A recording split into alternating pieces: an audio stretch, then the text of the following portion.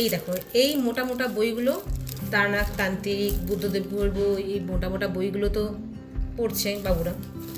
আবার এরকম একটা মোটা বই, শার্লক হোমস, ছেলের ইংলিশ মাস্টার দিয়েছে পড়তে। এরকম একটা মোটা বই বলেছে 2 সপ্তাহের মধ্যে পড়ে আমাকে রিটার্ন দিবি। হাফ পড়া হয়ে গেছে তোজোর, বুঝতে পারছো? কিন্তু এগুলো তো যত্ন করে রাখতে হবে বলো। আমার না জায়গা ছোট তো ভয় লাগে। ওকে বলেছি দাদা বই দিয়েছে খুব সাবধানে রাখবি, বই যেন কোনো রকমের নষ্ট না হয়। কারোর কাছ থেকে বই নিয়ে আসলে পরে সে বই যত্ন করে। সবথেকে বড় কি, একটা বাচ্চা যদি খাতা বইয়ের যত্ন শেখে না, আশা রাখি সে মোটামুটি অন্য জিনিসগুলোরও যত্ন করতে শিখে যাবে। মেন হচ্ছে বই খাতা। বাচ্চারা যদি পড়ার জায়গাটা বই খাতার প্রতি নজর থাকে, তাহলে আশা রাখি তার সেগুলো নষ্ট হবে না। এইটা কিন্তু তো আর মানে আমার মেয়ের আবার এই ব্যাপারটা মোটামুটি ঠিক আছে।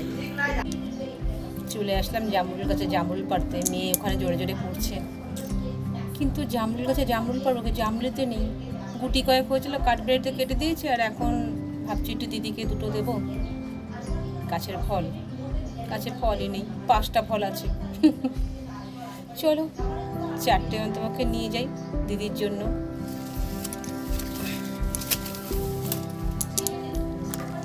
এই যে এখানে 2টো আছে, দেখো ধরলেই পড়ে যাচ্ছে, তাহলে কাঠবেড়াটা কেন পারবে না বলো তো? এই যে এইটা পারলাম। আর একটা হচ্ছে গিয়ে এখানে, ও আবার নিচে কতগুলো পড়ে গেছে। এই একটা পারলাম। আর এই দেখো ধরছি আর পড়ে যাচ্ছে টুক করে, দেখছো? ধরছি আর পড়ে যাচ্ছে। আর এইখানে 2টো আছে, এইখানে 2টো, একটা পেরে নি, একটা থাক।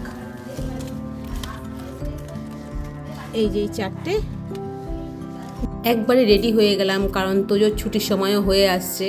তা মার দুপুরের টিফিন মানে লাঞ্চের যে মেনুটা সেটা গুছিয়ে নিলাম। আর তার সাথে হচ্ছে গিয়ে দিদির জন্য যে জামরুল, দিদি মাও খাবে, মা যদি খেতে পারে মাও খাবে, সেই জামরুলটা নিয়ে এবার মার ওখানে চলে গেলাম। মাকে বললাম আগে যে টিফিন বক্সগুলো আছে সেগুলো গুছিয়ে দাও।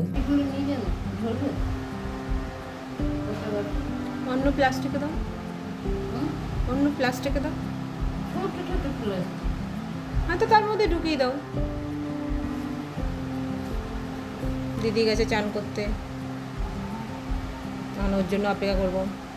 দিদি আসলে পরে জামরুল কটা দিয়ে আমি আবার চলে যাবো তোজোকে স্কুল থেকে আনতে। তার আগে দিদিকে জামরুলটা দিলেই আমি সন্তুষ্ট। কিন্তু একটাও রাখতে পারলাম না, পড়ে গেছে। আমার কাঠ বেরোতে থাকছে না। খাওয়া মন গেছে, ধুয়ে খা। এখন ফল স্নান করতে